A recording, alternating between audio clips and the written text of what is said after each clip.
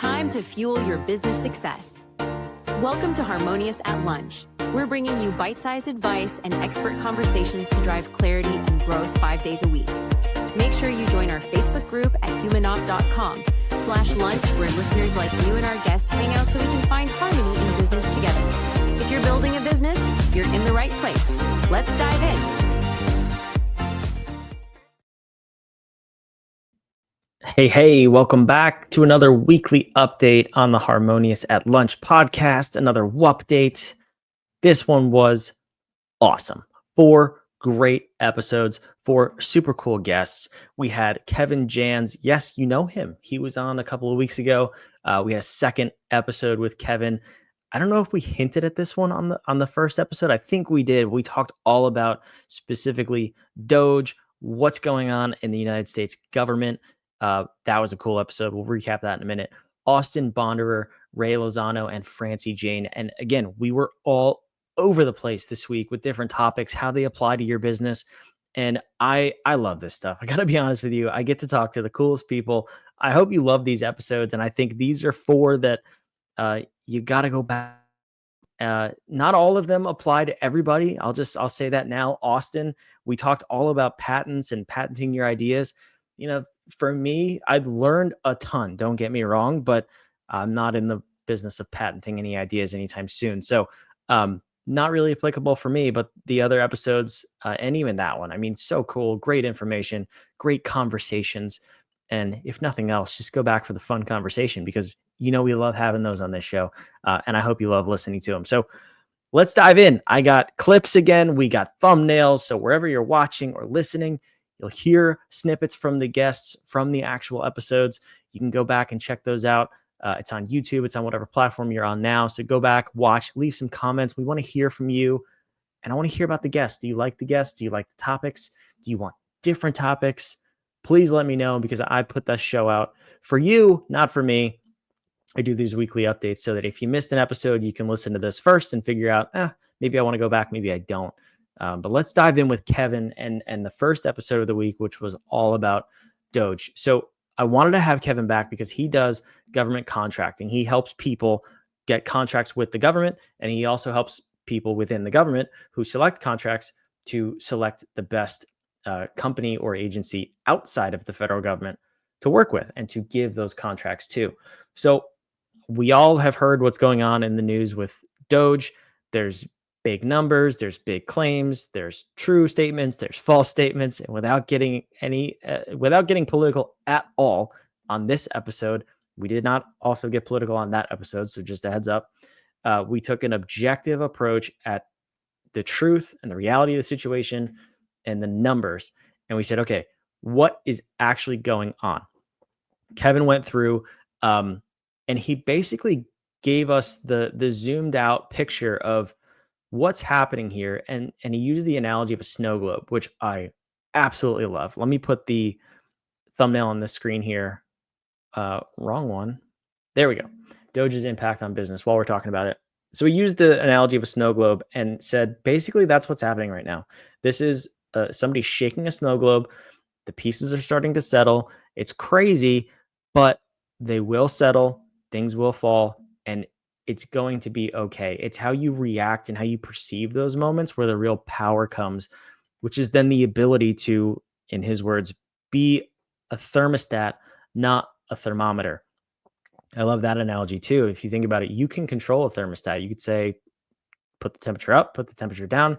A thermostat is purely, or a thermometer, excuse me, is purely reactive. And you definitely don't want to be that in business. So Kevin gave us 3 crucial questions to ask, not just for DOGE, but for anytime the snow globe is shaken and how to prevent being a thermometer.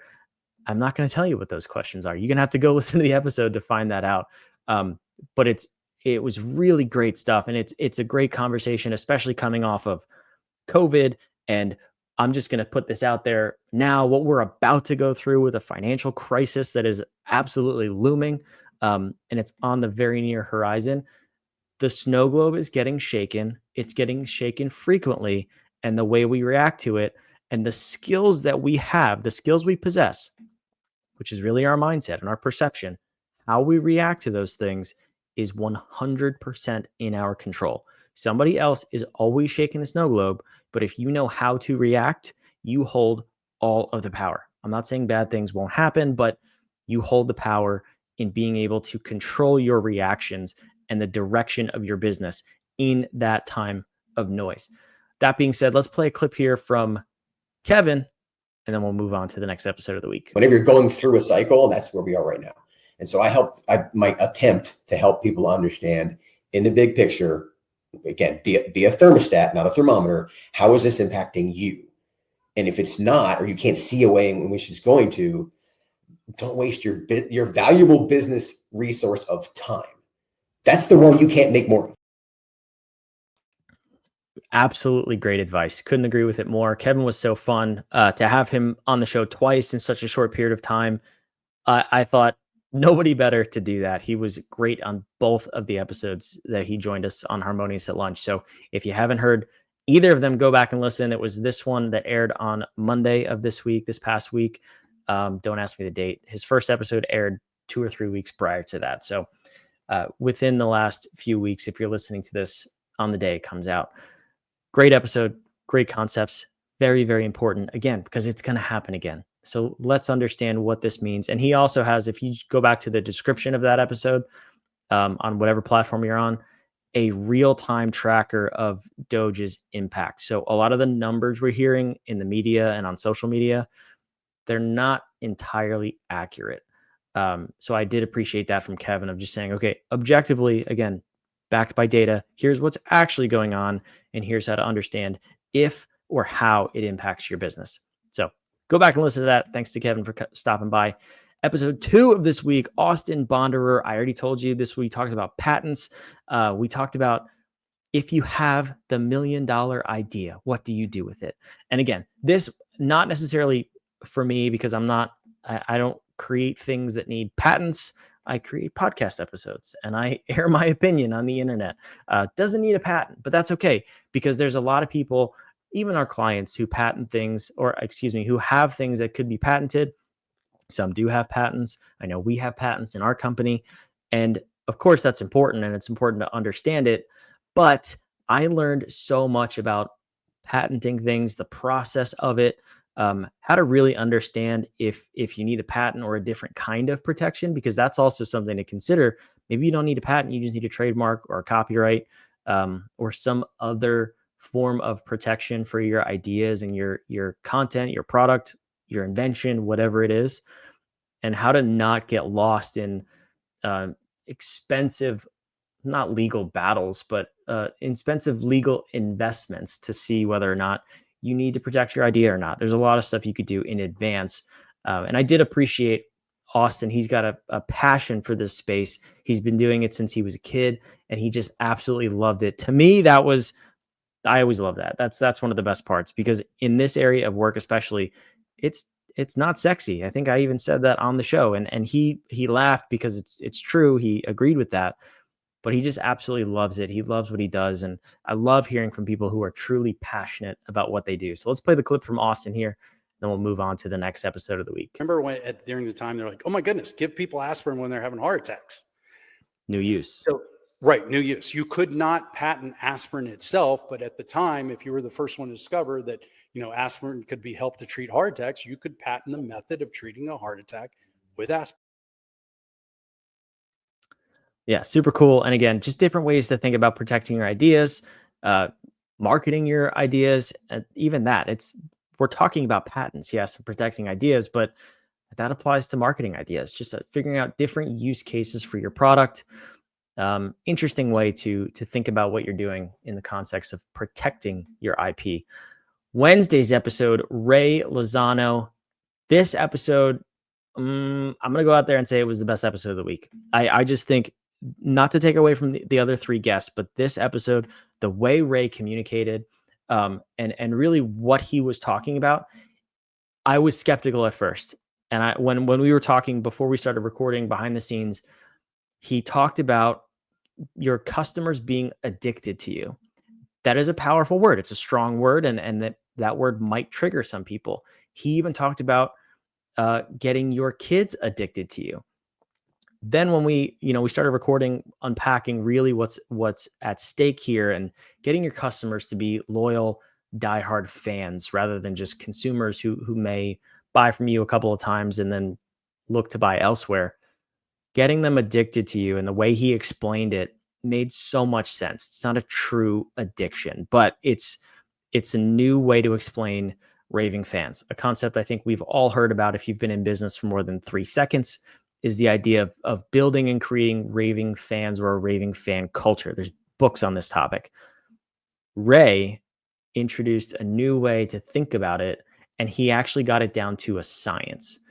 He talked a little bit about that on the episode, but putting yourself in the customer's shoes and always prioritizing their experience from their lens, not from how you think it should be perceived or how you think they walk through your business, or whether it's physical or digital business and that experience, but actually making sure you get inside their head and you continue to serve them rather than making assumptions.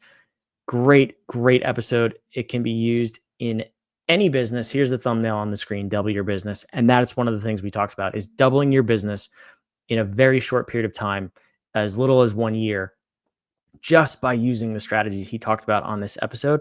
And it doesn't cost anything to go through this exercise with yourself, your team, in your business, no matter the size of your business. This stuff works, and I highly encourage you to listen to the episode. But here's a quick little clip from Ray on this topic. Step one is remembering what it's like to be your customer, going all the way back. And not just like, oh, okay, I'm going to sit here for 2 minutes and remember that. I mean, write an extensive, man, it's awful trying to locate me. It's hard coming in. I don't even know what to ask when I'm sitting in front of you. I have no idea, and write all that stuff out and put yourself in those shoes. Great tips. And you heard him in the beginning. That was step 1. If you want the rest of the steps, go back and listen to that episode. Again, that's one where you could probably listen to it 3 or 4 times and pull something new out every single time. A huge shout out to Ray. Love what he's about. Love getting to meet him and have him on the show. Thank you, of course, for stopping by. Last episode of the week, Francie Jane. This one was another cool episode. We talked about what I think is a potentially controversial topic, but that group coaching for your employees is actually a better investment than R&D for your business. When I saw this topic pop up on my calendar, my interview calendar, I was like, this is going to be stupid. And this is going to be a crazy episode. But Francie was incredible to meet. She's created a platform, a marketplace. And she said, it's kind of like the Airbnb for business coaching and group coaching, where she doesn't employ the coaches. They're free agents, so to speak. They come to this marketplace, they list their services, where they bid on requests. Companies also come to this platform to then look for coaches or submit proposals to coaches. So I thought it was super cool to hear about the business model. And I'm curious. I'd love to have Francie back on the show just to talk about her business model. But what she talked about was she comes from this background of coaching and L&D, learning and development for different companies. And she said, what happens when you invest in the employees? Typically, you see companies investing in the executives. I mean, you yourself listening to the show, if you own or manage a business, you probably invest in yourself in some sort of professional development, personal development, coaching. How often do we trickle that down to our employees? She said that, and she had case studies. I'll play a clip from one in just a second here, and you can see it if you're watching. We hinted at it with the thumbnail, a $32 million payoff. She went through case studies of clients who had significant revenue and profit increases because they invested in their employees. Some of the things that it did was reduce turnover. It would increase the productivity and efficiency of employees. It would one of the big things that I thought was super cool, and I haven't heard this term before, but it increases psychological safety. So employees actually felt safer to share their ideas and communicate and open up and make the workplace better, make their company better, because they knew that the leaders actually cared and they wanted the input from the employees, which we all say we want as employers, as leaders. We want feedback from the people who are actually boots on the ground and are absorbing the necessary information and crucial information. But often people don't feel psychologically safe enough. They think there's going to be some backlash or you're going to argue them, and then they shut down, basically. That was one of the biggest side effects of investing in group coaching. So this episode, if you're not investing in coaching or personal development, professional development for your team, your employees, I highly suggest you go listen to this episode and then check out Francie's platform as well, because it could be the difference between just squeaking by in business and incredible growth and profitability. Let's check this clip out. But actually, when you quantify it in dollars, it's mind blowing. So it's the difference between 24%, the peak, right, when they started this, and then where they ended up with 4% is $32 million a year. Wow. Right.